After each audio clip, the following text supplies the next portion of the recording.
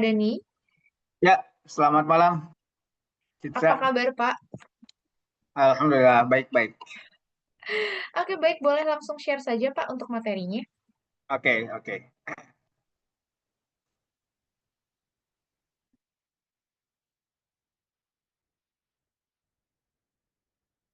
Oke, saya mulai aja ya.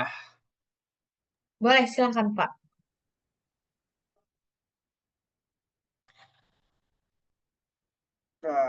Oke, ya. Selamat malam semuanya. Perkenalkan, nama saya Dani, ya, dari Binus University.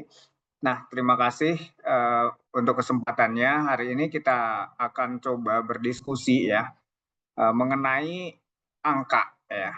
Dan itu ada hubungannya dengan tanaman kita, ya, tanaman yang biasanya kita makan. Sebenarnya ini adalah topiknya nanti akan lebih spesifik di padi, ya, tanamannya gitu ya.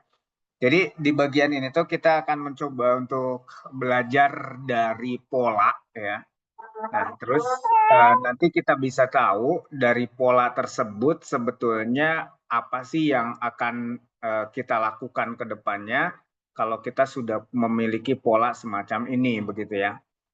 Nah, tentu dari sini juga nanti kita akan belajar tentang bagaimana sih sebenarnya sains itu bisa membantu perkembangan masa depan pangan yang aman. Oke, bersama saya Danis Wandi, mungkin 1 jam ke depan kita akan bersama-sama diskusi mengenai apa yang dikatakan angka tentang tanaman kita. Baik, pertama mungkin yang akan saya singgung itu adalah mengapa tanaman bisa sakit. Ya, sebenarnya di bagian ini apa namanya tanaman itu sendiri kan sebenarnya makhluk hidup ya. Jadi tanaman itu adalah makhluk hidup sama halnya dengan kita manusia.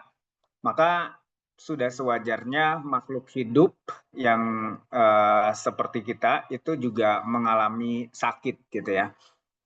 Nah, cuman di tanaman itu sendiri yang perlu kita garis bawahi itu adalah bagaimana cara mentreatmentnya seperti itu. Ya, memang nantinya karena tanaman itu merupakan makhluk hidup yang dia itu akan rentan ya terhadap gangguan organisme patogen ya baik itu berasal dari lingkungan maupun nanti ada interaksi biologis. Nah, di bagian ini sebetulnya nanti saya akan fokus di penyakit tanaman di mana yang akan kita bahas itu adalah virus. Walaupun memang ada beberapa penyakit tanaman ya sebetulnya pada padi ya diantaranya bisa diakibatkan oleh virus tadi, kemudian juga bisa diakibatkan oleh bakteri ataupun bisa juga jamur gitu. Karena misalkan daerahnya daerah lembab gitu ya. Tapi nanti kita akan bisa fokus di bagian virus. Terutama lebih spesifik lagi, kita akan berbicara atau berdiskusi mengenai yang namanya virus tungro gitu ya. Jadi virus tungro ini tuh sebenarnya salah satu virus ya yang ditularkan oleh hama wereng. Ya kalau kalau kita biasanya menyebutnya itu adalah hama wereng ya atau wereng hijau ya. Padahal sebetulnya kalau kita gali lebih dalam wereng hijaunya itu sendiri sebetulnya kalau misalkan dia tidak dihinggapi si virus itu layaknya nyamuk yang tidak dihinggapi virus misalkan malaria gitu ya atau misalkan DBD gitu ya dengue ya semacam itu sebetulnya ya tapi karena sudah sudah menjadi suatu keumuman bahwa si wereng itu dia membawa virus tungro jadinya dianggap hama wereng gitu ya hama wereng hijau gitu ya padahal ya seperti tadi ya layaknya nyamuk. Nah, memangnya kalau misalkan padi ya, padi itu kita misal dia terinfeksi virus, apa sih sebetulnya yang menjadi dampak daripada penyakit ini begitu ya? Nah, kalau kita perhatikan atau kita lihat di Badan Penelitian dan Pengembangan Pertanian ya, itu dikeluarkan oleh Kementerian Pertanian Republik Indonesia pada tahun 2022 ya khusus di yang Jawa Barat ya BPT TP 2021 ya, itu dampaknya itu adalah estimasi kerugian ekonominya itu bisa mencapai sampai 1 triliun gitu ya kalau hal ini dibiarkan ya. Jadi itu pun bukan per tahun, ini per musim tanam ya, per musim tanam gitu. Nah, potensi bahwa lahan padi di daerah endemik itu bisa terinfeksi itu juga tinggi ya, cukup lumayan, itu di angka 25% gitu ya, 25%. Ya cukup cukup lumayan tinggi sih kalau misalkan kita perbandingannya ya dengan lahan padi di kita gitu ya, yang aktif gitu, yang menghasilkan padi gitu kan cukup lumayan ya. Apalagi di situ sudah kerugiannya diestimasi 1 triliun. Apalagi kalau misalkan serangannya cukup berat. Jadi kalau misalkan serangan dari si hama tungro itu berat ya, itu bisa menyebabkan kerugian hasil panen hingga 100%. Nah, itu yang jadi masalah ya. Ini akan sangat merugikan ya. Ya tentu akan kenaikan padi ya, atau misalkan ya gabah ya, gabahnya, atau misalkan beras yang biasa kita makan, ya itu akan berdampak sekali berarti ya kalau misalkan kondisinya semacam ini gitu. Ada serangan berat menyebabkan kerugian sehingga hasil panennya 100% gagal gitu ya, gagal panen gitu ya. Nah, kita bisa identifikasi sebenarnya dari si tungro virus itu ada gejalanya. Jadi kalau kita mau lihat apakah tanaman padi ini terinfeksi virus tungro atau tidak, itu kita bisa lihat dari gejalanya. Nah, gejalanya itu adalah daunnya menguning gitu, atau pertumbuhannya pun kerdil sehingga tanaman padinya atau yang kecil-kecil ya itu padinya itu jadi tidak optimal gitu, sehingga ya itulah yang bisa menyebabkan gagal panen seperti itu. Nah, sebetulnya ada dua macam virus ya, ada dua macam virus tungro ya. Ya ini hanya sekedar pengetahuan dulu sebelum kita tahu tentang data ya, karena kita juga harus tahu dulu nih seluk-beluknya. Nah, jadi ada dua macam ya, diantaranya adalah RTBV ya, yang biasa kita sebut sebagai Reistungro Basiverum virus gitu ya. Nah, ini dengan yang kedua itu bentuknya yang berbeda ya. Kalau yang pertama itu dia panjang ya, batang panjang kayak berasnya yang panjang, tapi beras juga ada yang bulat sih. Ya kayak ya panjang lah. Kalau ini kayak gambar di sini. Nah, ini kondisi yang semacam ini tuh ini disebabkan oleh RTBV ya. RTBV. Jadi ya dia memanjang semacam ini itu akibat daripada si virus tungro ya, yang tipenya adalah RTBV. Jadi cuman memanjang ya. Strukturnya juga unik kalau kita lebih dalam lagi. Sebenarnya ini dia memiliki struktur DNA ya. Jadi dia memiliki struktur DNA. Beda hanya dengan yang RTSV. Kalau RTSV yang bentuknya itu bulat ya, bulatan. Jadi kebetulan saya tidak menampilkan gambarnya. Jadi nanti di bagian-bagian ini tuh akan ada buletan-buletan ya. Nah, itu spherical ya bentuknya. Nah, itu kondisinya kalau kita lebih ke DNA-nya itu bukan DNA yang didapat, itu adalah RNA ya. Kalau dari RTSV gitu ya. Seperti itu. Jadi setidaknya kita tahu dulu ya ada dua nih tentang jenis tungro-nya gitu ya. Nah, sekarang kita masuk ke bagian kedua ya. Di bagian kedua ini kita akan lebih banyak bercerita tentang peran ilmu pengetahuan itu apa sebenarnya, atau peran data di sini tuh apa ya, sehingga kita bisa tahu atau bisa mengantisipasi, misalkan ya, bisa mengantisipasi kondisi virus tungro ini gitu. Kita bisa antisipasi bahwa dia tuh tidak menyebar lebih jauh gitu ya. Pertama tentu kalau peran ilmu pengetahuan itu adalah untuk membuat kita itu lebih paham ya, understanding. Jadi ilmu pengetahuan itu nantinya dia akan memberi satu tools ya, satu alat tertentu untuk bagaimana nantinya bisa memahami fenomena yang ada, atau bahkan juga bisa memprediksi. Nah, ini yang rame ya sekarang ya, tentang artificial intelligence gitu ya. Ya, jadi nanti eh, eh, ilmu pengetahuan itu menuntut atau membawa kita untuk memahami ini tuh sebenarnya fenomenanya seperti apa sih gitu ya.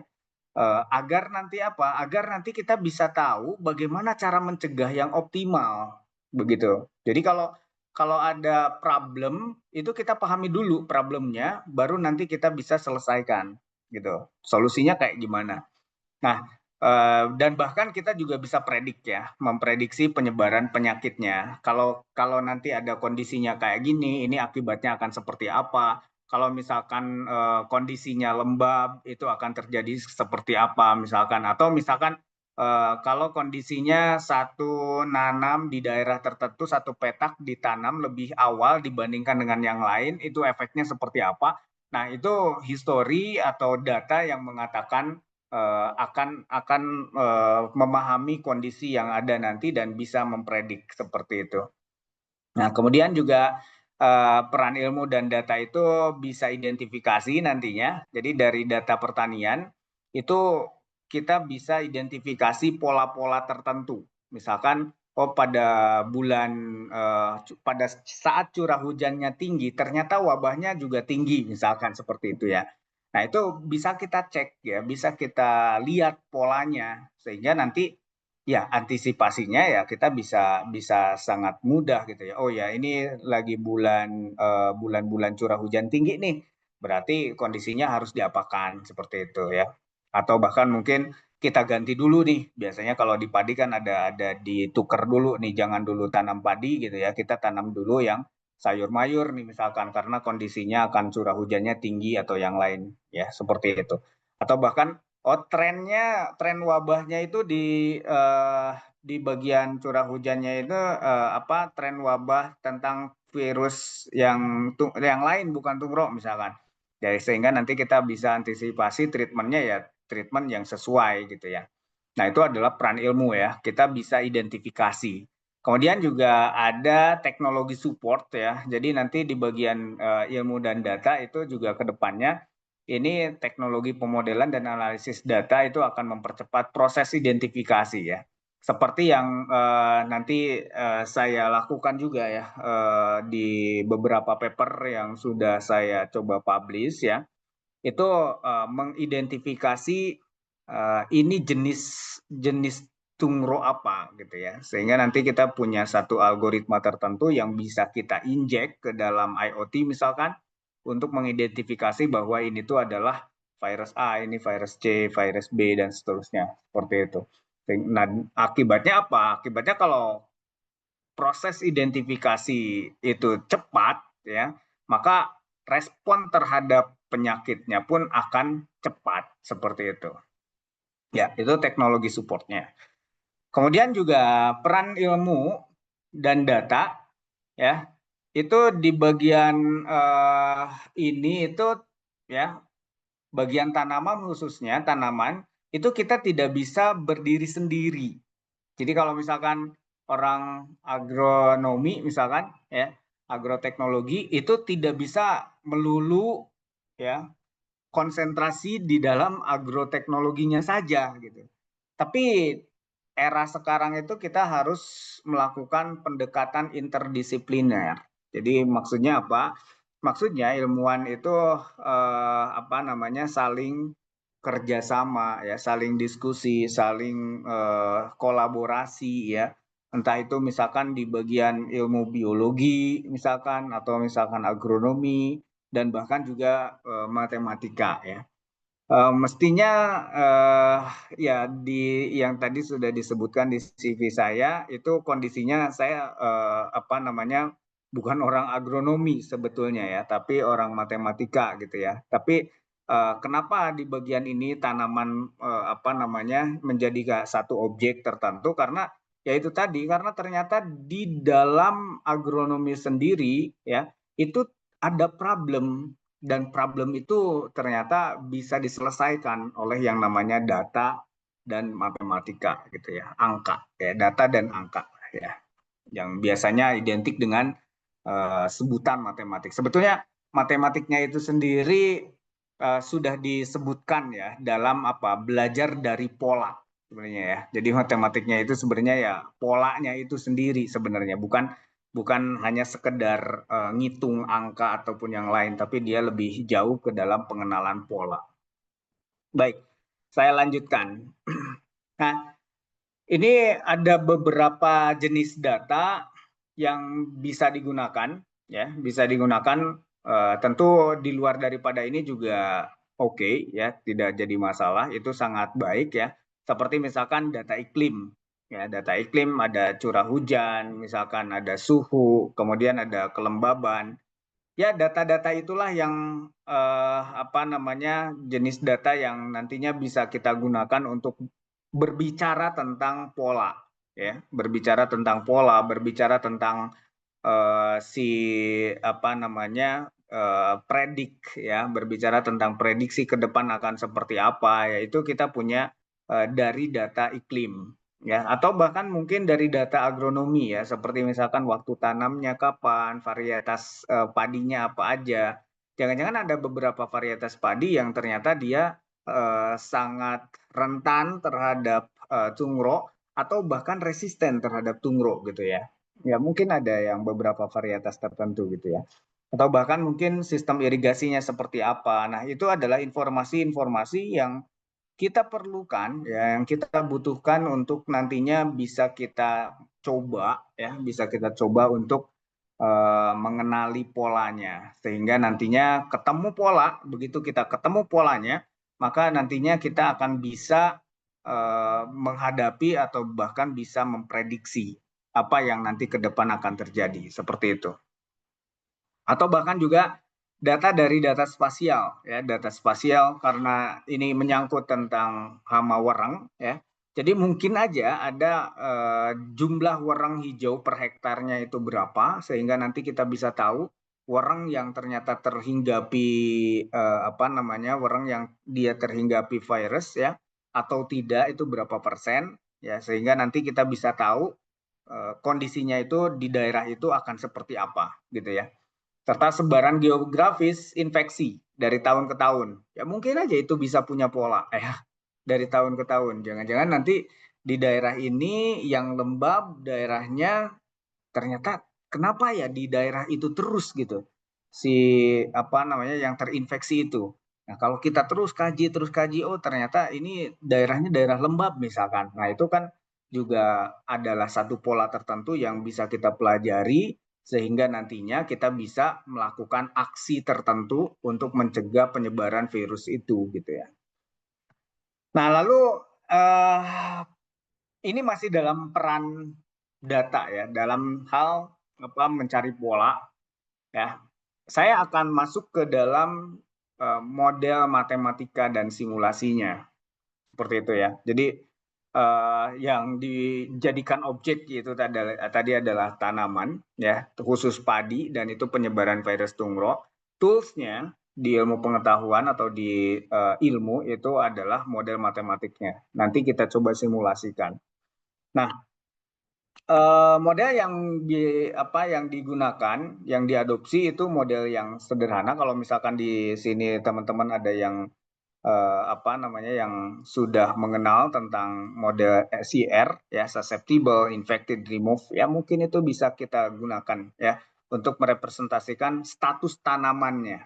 Jadi status tanamannya ada yang tanamannya itu nanti dibagi jadi tiga ya.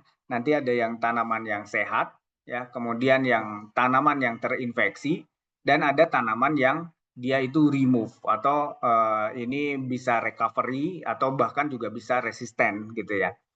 Nah, dan nanti parameternya bagaimana? Nah, di model matematik nanti ada parameter. Jadi ada parameter yang diperoleh dari data lapangan seperti misalkan tingkat infeksi, kemudian transmisinya seperti apa, dan pemulihannya seperti apa gitu ya. Sehingga nanti kita lihat dalam simulasi ya, skenario-skenario yang mungkin terjadi, yang mungkin bisa kita lakukan itu seperti apa dan hasilnya bagaimana gitu ya. Nanti kita bisa lihat ini yang sudah saya lakukan ya. Jadi nanti kita coba bisa aja nanti skenarionya antara tanpa intervensi dengan intervensi, adanya intervensi, tentu itu akan sangat beda jauh ya.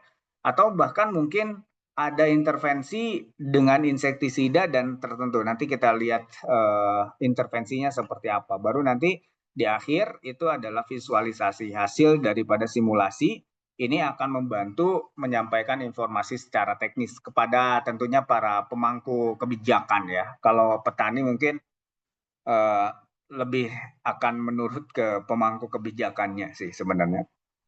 Jadi ini akan menjadi dasar ya bagi para pemangku kebijakan untuk menentukan kebijakan apa nih yang tepat yang dilakukan seperti itu. Ya.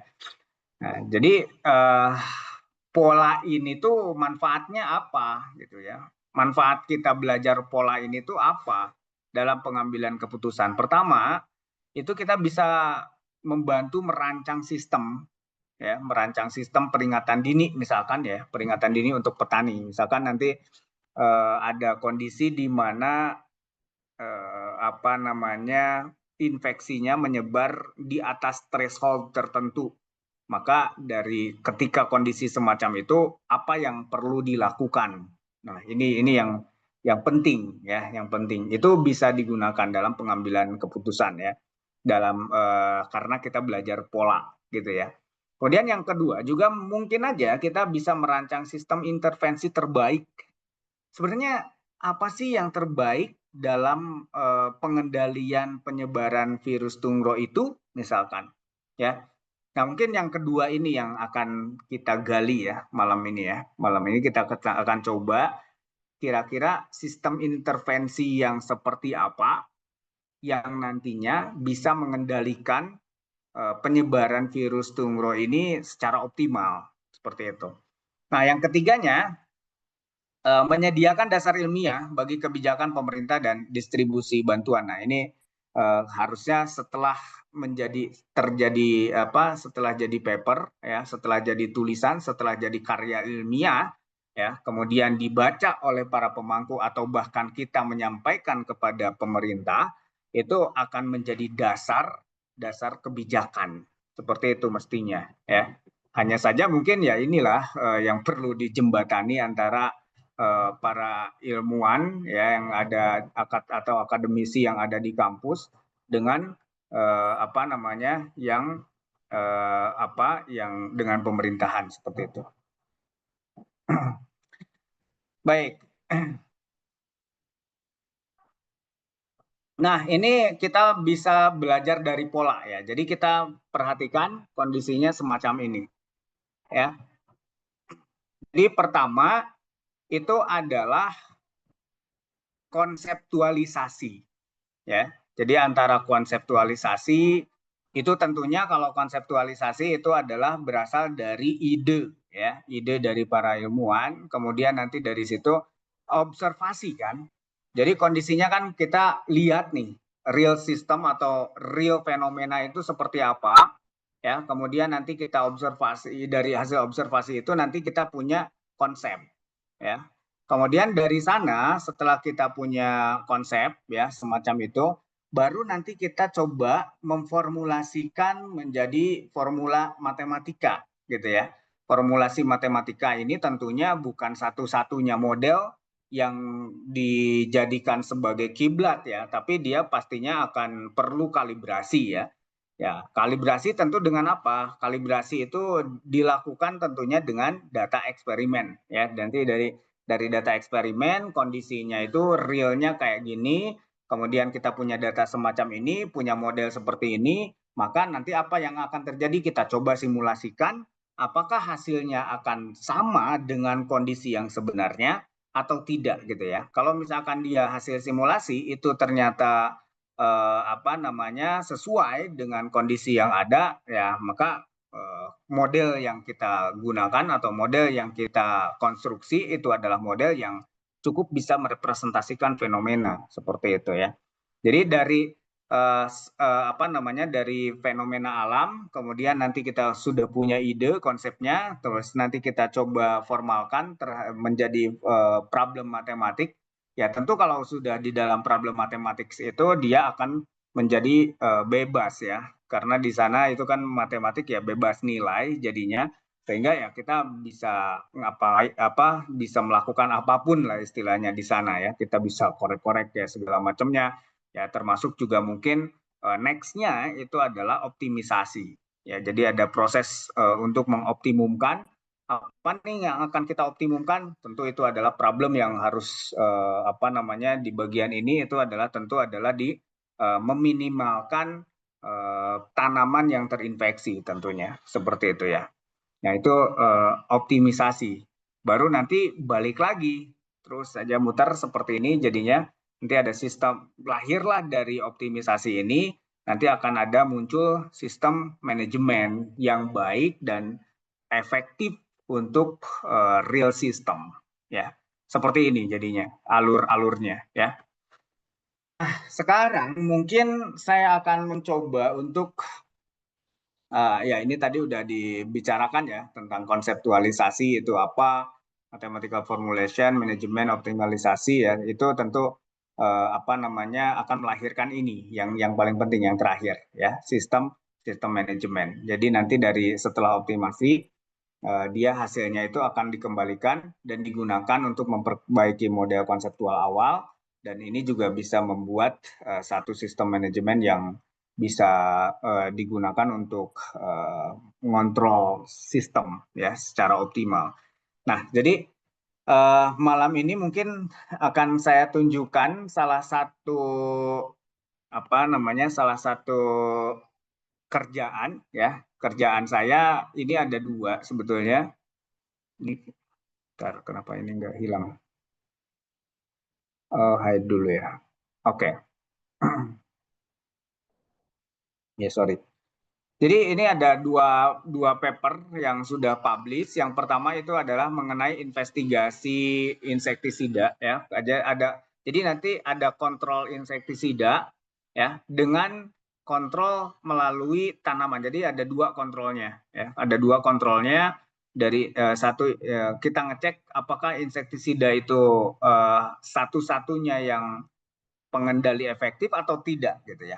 Nanti kita lihat ya, mungkin di sini ini banyak penulis yang menjadi narasumber itu adalah sebenarnya ini Enceng Sobari ya. Dia berasal dari agriculture, yaitu adalah narasumbernya, karena kita bukan orang-orang agrotek sehingga akan harus mendatangkan narasumber gitu ya.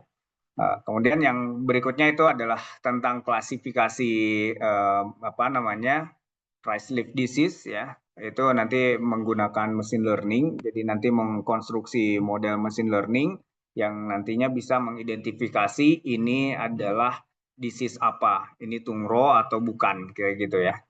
Nah, seperti itu sih kira-kira untuk yang kerjaan yang kedua gitu. Tapi hari ini malam ini saya akan fokus di bagian ini, yang pertama ya.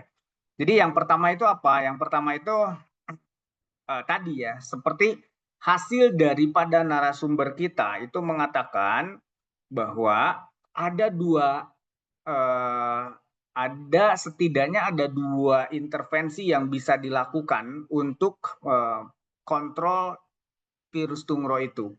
Pertama itu apa? Pertama itu adalah membuat mati atau memotong tanaman yang sudah terinfeksi, gitu. Satu ya. Kemudian yang kedua itu adalah tentu adalah penggunaan insektisida ya, implementasi insektisida. Oke, saya jelaskan di bagian ini ya. Jadi tanaman tadi kita bedakan menjadi 3 bagian. Pertama itu adalah tanaman susceptible atau yang sehat di sini, S. Kemudian kedua itu adalah tanaman yang terinfeksi. Yang ketiga itu adalah tanaman yang resisten atau mungkin dia recover, kalau ada yang recover ya. Nah, ini kita bedakan jadi 3. Sementara karena si virus itu terlibat atau tersebar oleh orang tadi, maka di bagian ini ada wereng. Ya, jadi ini adalah kompartemen si wereng, itu kita bedakan hanya menjadi 2 bagian saja. Pertama itu adalah susceptible atau wereng yang sehat, yang tidak berbahaya. Kemudian yang keduanya itu adalah wereng yang terinfeksi. Begitu. Ya. Jadi Ini kita bedakan menjadi dua kompartemen saja, sementara untuk yang padi itu kita bedakan menjadi tiga ya, karena kadang-kadang di bagian padi itu ada bibit unggul yang ternyata dia itu adalah resisten terhadap terhadap hama wereng atau tungro gitu ya. Nah, kondisinya pertama itu tentu yang sehat kita jadikan ambil sampel rekrutmen rate ya. Kemudian tentu dari sana itu ada yang mati. Ini mu itu adalah yang keluar itu adalah berarti mati ya. Kemudian kalau saja si tanaman sehat ini dia berinteraksi, ini S dengan I, SH itu adalah yang tadi tanaman, kemudian I-nya itu berinteraksi, ini ada garis putus-putus, berarti dia berinteraksi itu artinya apa? Wereng itu hinggap ya, karena pohon kan nggak mungkin nyamperin ini ya, pasti yang hinggap itu siapa? Werengnya. Jadi wereng hinggap ke tanaman yang sehat gitu ya. Jadi kondisinya kayak gitu ya. Ini tentu banyak asumsi ya. Jadi yang asumsinya adalah wereng hinggap ke tanaman sehat ke sini ya. Sehingga apa yang terjadi? Tanaman sehat ini dia akan pindah statusnya yang tadinya sehat menjadi terinfeksi di sini. Tentu yang terinfeksi juga dia punya laju kematian ya. Dia bisa mati ya secara alami juga gitu ya. Nah, pertama itu.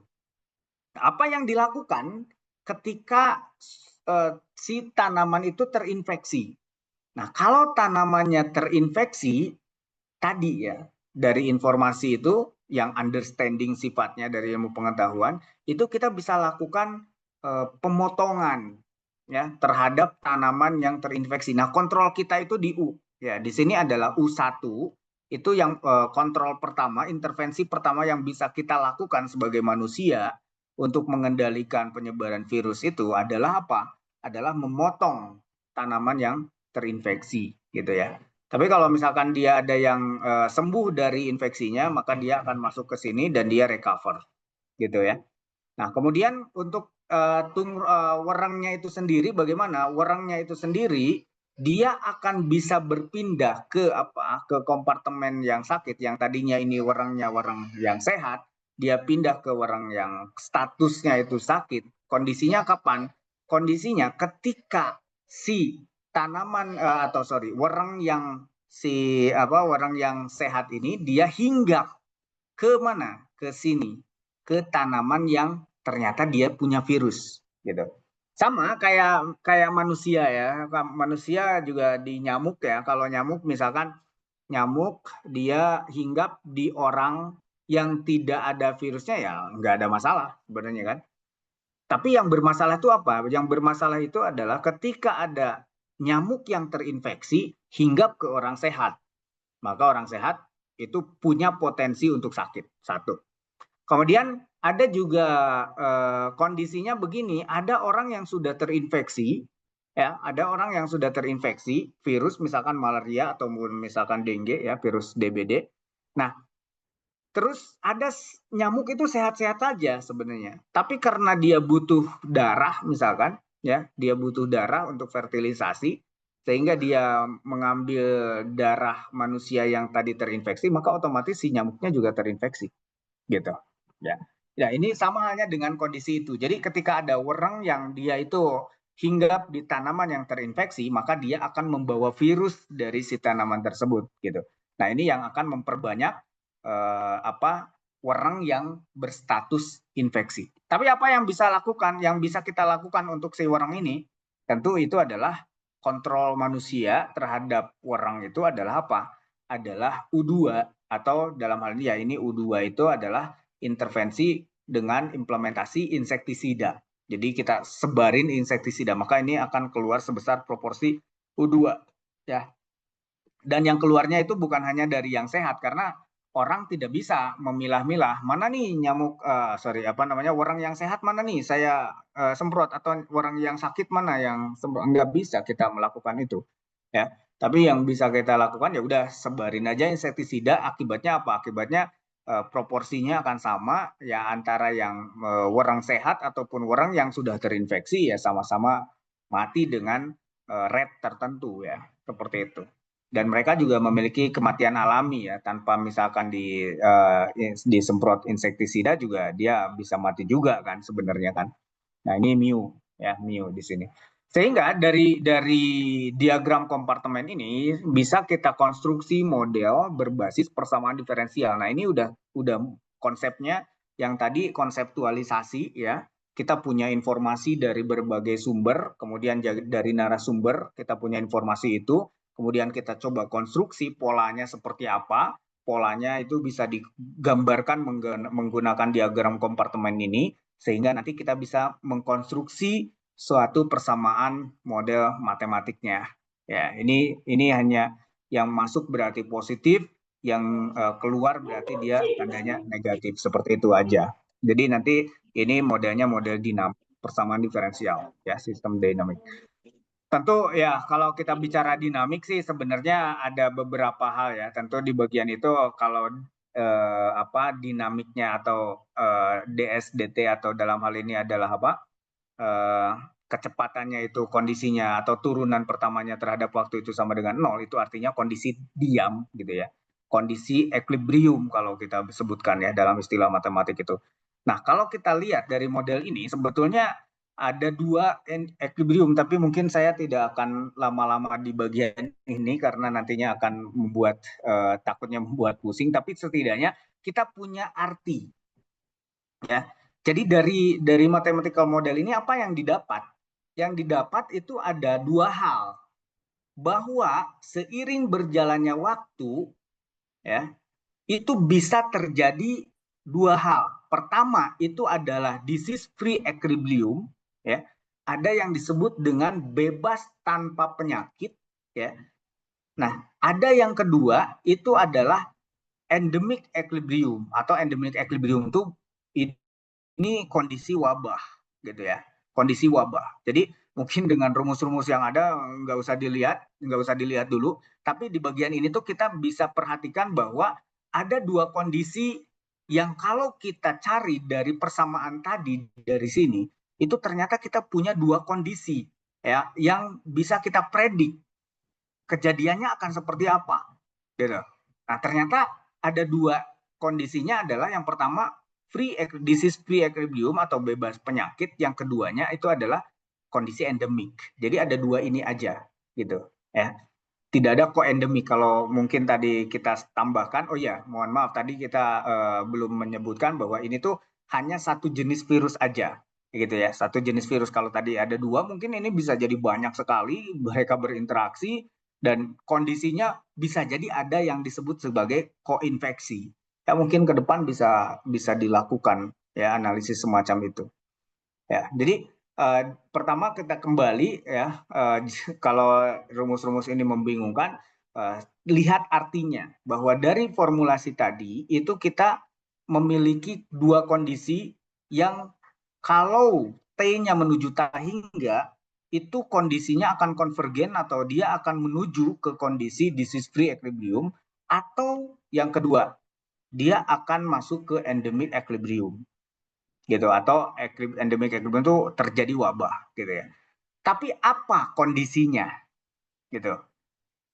Kondisi ketika disease free equilibrium itu terjadi, apa syaratnya? Apa yang jadi syarat? Syaratnya ini tadi, agar kondisinya itu adalah disease free equilibriumnya stabil. Stabil itu artinya kondisinya itu akan benar-benar menuju ke arah sana, maka haruslah basic reproduction number-nya yang ini ya, ini persamaan itu kurang dari satu. Apa arti ini? Arti ini tuh ini semua kan parameter. Yang paling penting itu adalah kondisi di mana U1 dan U2, artinya intervensi manusia di sana. Apa sih yang harus kita lakukan? Ya, ini adalah di R0 ini nanti ya. Kemudian juga sama halnya dengan yang endemic equilibrium. Dia kalau kondisi R0-nya atau basic reproduction number-nya lebih daripada satu gitu ya kondisinya. Nah, ini mungkin yang ada nggak yang mungkin dari SMA atau mungkin yang lagi TA ya, yang tidak melihat ini matematik tuh kayak gimana. Nah, mungkin dari sini bisa bisa dilihat ya, oh matematik tuh ternyata bisa kayak gini gitu ya. Seperti itu.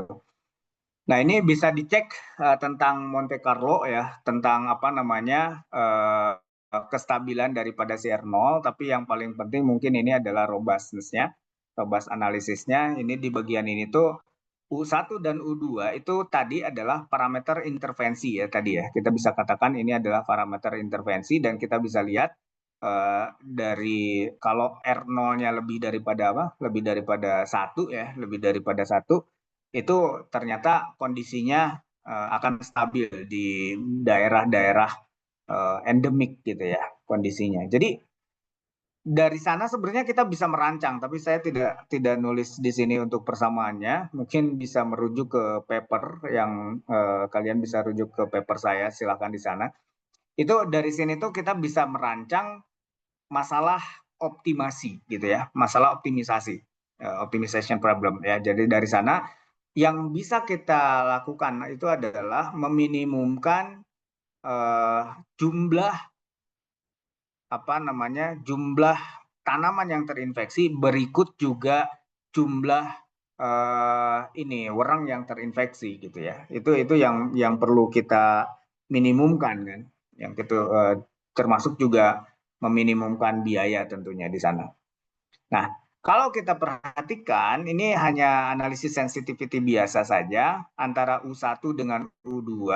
Kalau kita lihat ya hanya sebatas dinamiknya saja ternyata penggunaan kontrol U1 yang fokus pada pengelolaan tanaman yang terinfeksi yang tadi kita lakukan itu adalah apa namanya mengurangi jumlah tanaman terinfeksi artinya ada tanaman kita pangkas ya sebesar proporsi-proporsi yang ini kalau tanpa pemangkasan itu tentu infeksi ini HI-nya itu adalah infeksi pada tanaman jumlahnya itu besar sekali.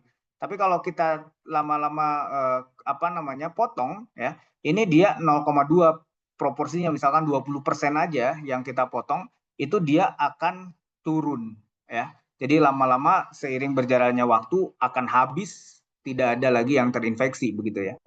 Ya di 50 hari gitu ya. Nah, tapi kalau misalkan yang ini yang apa namanya U2 yang dia itu adalah penggunaan insektisida ya.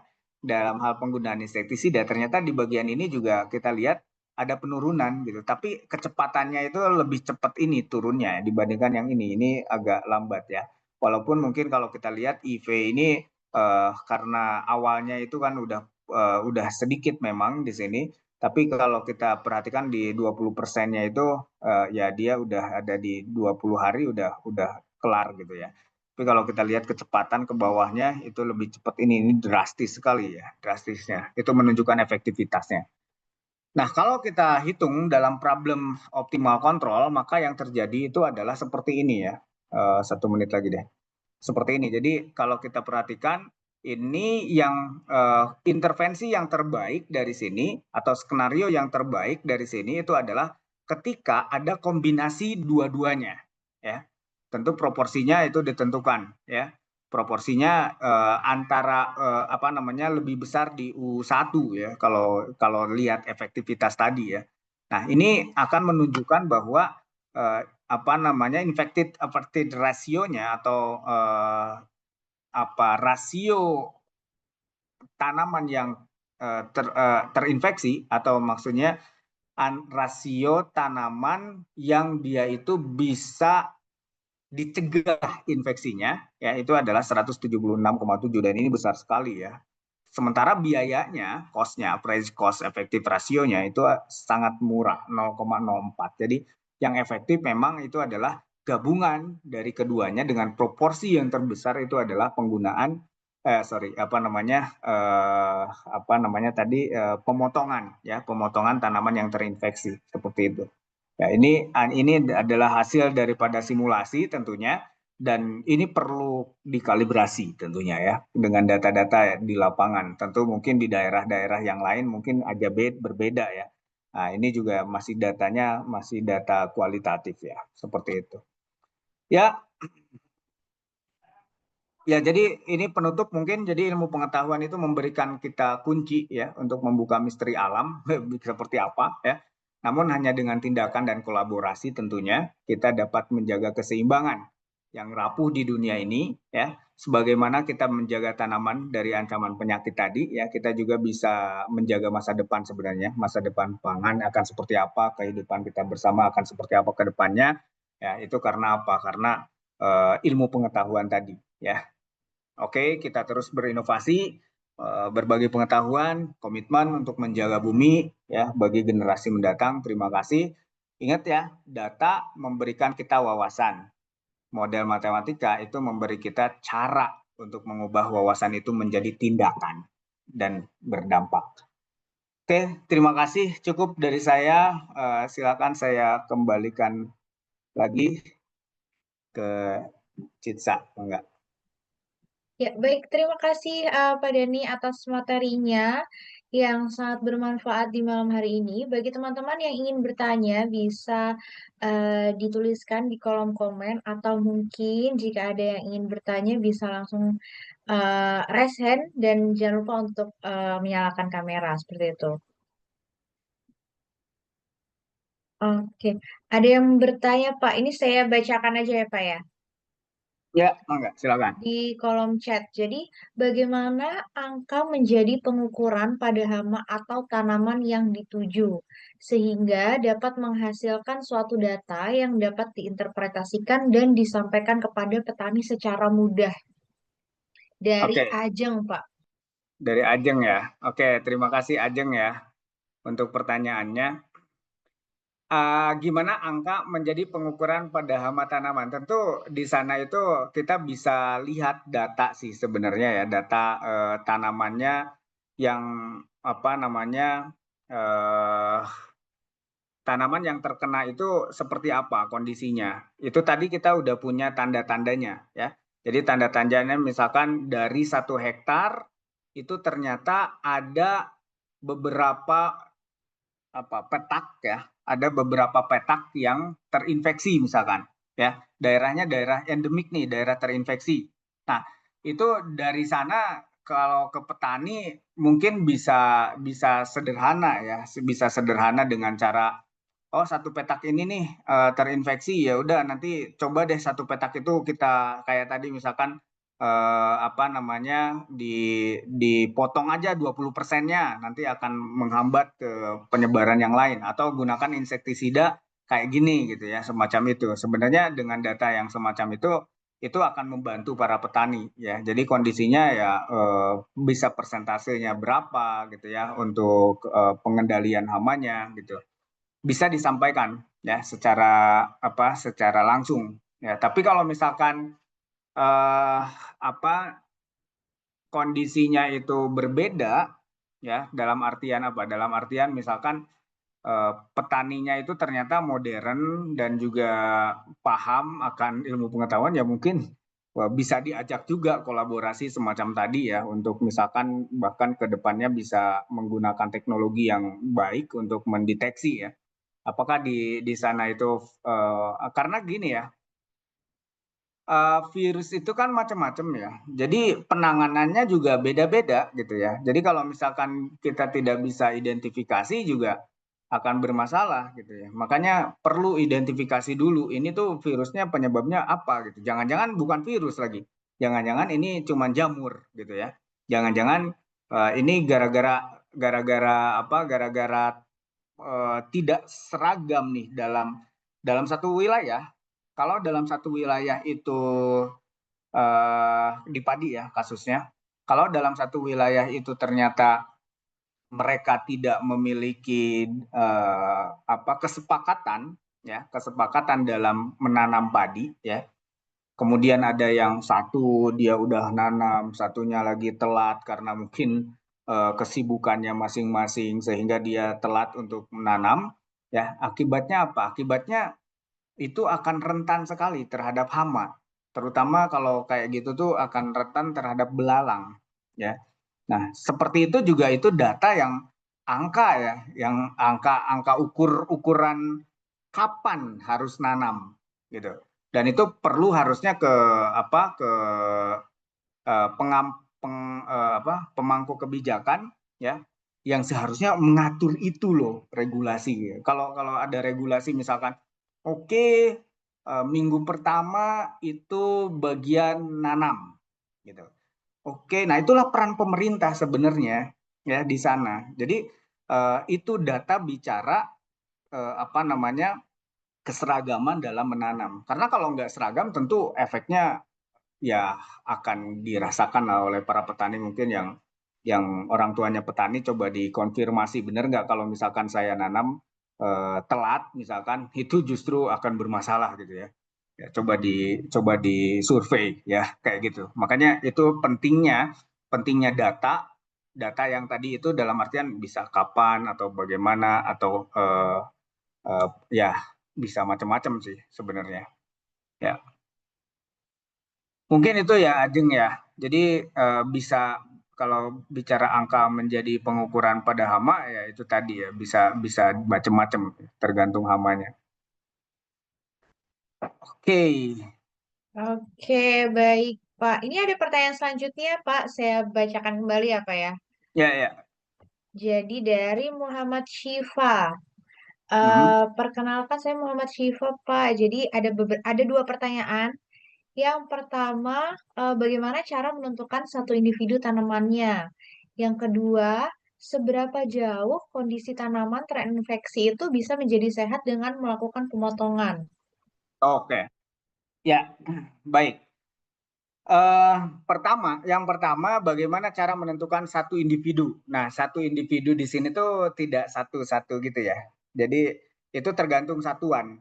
Ya, terserah satuannya apakah kita mau per petak gitu ya, per petak. Jadi satu S tadi itu adalah satu petak sawah atau bahkan bisa kita pretelin lebih lebih sedikit lagi kayak misalkan satu dapur atau mungkin istilahnya di kampung saya dapur ya satu satu bagian ini tek gitu ya satu bagian-bagian itu ya itu dianggap satu individu gitu ya dibuat satu individu sehingga nanti ya individu ini ada ketika ada daerah yang di situ itu ada hama wereng yang hinggap dan itu terinfeksi daerah ini yang terinfeksi udah dianggap infeksi gitu. Nah, dengan pengertian semacam itu, ya, maka kondisi yang tadi yang nomor kedua berikutnya ini berlanjut ya. Kalau misalkan kita definisikan bahwa individu itu adalah satu bagian yang ini yang mungkin ada berapa gitu ya semacam itu. Itu coba kita potong aja di yang kira-kira di sana itu apa namanya yang terinfeksinya aja gitu ya. Nah, cuman di bagian ini apa nih? Seberapa jauh kondisi tanaman terinfeksi bisa menjadi sehat dengan melakukan ya. Sebetulnya kalau dipotong itu sendiri di individu yang sisanya itu sehat sebenarnya. Dan ini tidak akan tertular dan dia juga tidak akan menularkan ke individu yang lain kalau memang dia udah dipotong seperti itu sih. Itu kalau pengertian individunya ya. Tapi kalau pengertian individunya adalah satu bagian ini satu bagian dan satu bagian itu jadi satu rumpun gitu ya dan satu rumpun menjadi beberapa rumpun ini menjadi satu petak. Nah mungkin pengertiannya akan rumit ketika dipertanyakan seberapa jauh kondisi tanaman terinfeksi bisa menjadi sehat karena kondisi satu individu yang sakit ini udah dipotong ya mati selesai gitu. Tidak ada kondisi yang bisa jadi sehat kembali karena itu memang udah dipotong dan nggak mati apa dan mati gitu ya kondisinya seperti itu. Makanya ada kondisi yang tadi R-nya itu adalah kondisi di mana satu kondisi yang tadi ini menjadi resisten ya bisa jadi resisten atau eh, si R ini tuh recover. Jadi bisa dua itu ya. Bisa resisten, resisten itu artinya dia sudah rentan ya rentan jadi daerah ini akan rentan terhadap sorry apa resisten terhadap apa virus ya atau bahkan mungkin kalau misalkan tanamannya di awal udah unggul ya dia dengan sendirinya resisten atau yang ini recovery sorry yang tadi kalau dipotong recovery ya recovery jadi R-nya itu bisa resisten bisa recover. Oke mungkin itu ya Muhammad Syifa ya. Oke, terima kasih Pak atas jawabannya. Untuk selanjutnya ada pertanyaan dari Atta Ardelia. Bagaimana mekanisme validasi dan verifikasi data pertanian dilakukan agar tidak terjadi manipulasi angka? Misalnya dalam laporan produksi pertanian saat ini. Ya, kalau manipulasi ya ini masalahnya ya. Ya sebenarnya ilmuwan itu dilarang bohong ya, tapi ilmuwan itu bisa salah gitu ya.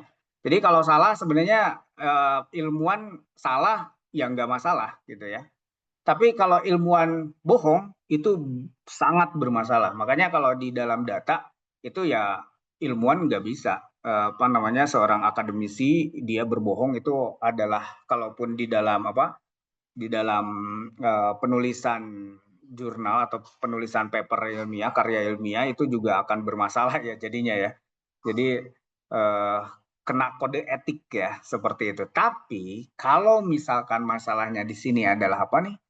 Mekanisme validasi dan verifikasi data pertanian yang ngumpulin datanya itu bukan akademisi, ya itu eh, di luar tanggung jawab para akademisi sebenarnya. Akademisi menerima data, ya ini adalah data seperti ini, ya kemudian nanti kita coba ke model akan seperti apa. Tapi gini, ini kan ada bagaimana kita memvalidasi. Kita punya konsep awal, ya. Jadi konsep awal itu logikanya logika sederhana sebenarnya. Ya, konsep awalnya itu logika sederhana. Jadi gini logikanya. Kalau ternyata di daerah itu sudah dilakukan kayak tadi misalkan ada apa implementasi insektisida atau penggunaan insektisida di daerah-daerah tertentu, ya. Nah, tapi ternyata hasil panennya itu tidak naik. Nah, itu bermasalah berarti. Karena logikanya kan begini, logikanya kalau misalkan kita hitung aja di daerah sana itu adalah tempat wabah atau daerah wabah tadi, terus dilakukan penyemprotan insektisida ya, menggunakan insektisida, terus tidak naik, ada masalah berarti di datanya. Ya, itu kan data ya, pencatatannya. Oh ternyata panennya nggak naik nih, padahal ini sudah dilakukan penggunaan insektisidanya sekian gitu ya, pemupukannya udah sekian kayak gitu. Itu ada manipulasi pastinya. Karena logiknya apa? Logiknya ini dipakai gitu ya. Ini dipakai, ini kondisinya bakalan apa? Bakalan bakalan tidak ada wabah lagi atau tidak ada penyakit lagi. Efeknya kan naik gitu kan. Nah, kecuali kalau ada faktor-faktor lain ya, karena model, ingat ya, karena model itu betul-betul sangat terbatas, gitu. Model, sekali lagi, model yang dikonstruksi itu betul-betul sangat terbatas karena ada asumsi-asumsi yang harus dipenuhi, ya. Kalau tidak ada asumsi-asumsi yang dipenuhi, itu tentu model sangat kompleks sekali, gitu ya, sangat-sangat kompleks sekali dan itu sulit untuk diselesaikan. Kayak tadi berarti. Yang tadi yang saya katakan di model yang tadi itu di daerah itu tuh sudah hanya ada satu jenis virus tungro saja. Coba bayangkan kondisi semacam itu tentu tidak valid di lapangan. Karena di lapangan itu kondisinya ada banyak. Tapi yang di sana itu yang bisa kita lakukan atau yang bisa kita tarik dari pola tadi itu adalah bagaimana intervensi yang bisa kita lakukan kalau ada satu virus ini. Apakah apa hanya menggunakan insektisida saja atau apakah hanya menggunakan atau pemotongan yang terinfeksi saja atau dua-duanya gitu. Dan tadi kita udah bisa jawab itu ya dengan asumsi tadi. Kalau ada virusnya ada banyak, ada misalkan ada belalang, ada virusnya mungkin tungronya juga dua macam di daerah sana, ya itu perlu kajian lebih lanjut tentunya. Seperti itu. Ya, mungkin pertanyaan terakhir ya Bu Citsa ya, karena ini udah lewat dari jam 8 ya. Oke, baik Pak. Ini jadi ada pertanyaan terakhir dari Pak Medison. Apa yang harus kami perbuat jika sekarang kualitas obat atau pestisida banyak yang rendah atau palsu, begitu juga pupuk, sehingga korban yang paling dirugikan adalah petani. Mungkin ada masukan atau ide dari Pak Dani. Oke, ini di luar ranah saya sebenarnya. karena ini adalah kondisi tentang kualitas obat ya, kualitas obat pestisida ya. Jadi kalau ya saran saya sih apa namanya kalau misalnya ini apa yang harus kami perbuat ya saran saya sih mungkin belinya di tempat yang terpercaya sih. Yang dia itu tidak dioplos misalkan ya. Kalau ada istilah oplos ya di dalam insektisida cair ya biasanya kan dicampur dengan yang lain-lain gitu kan.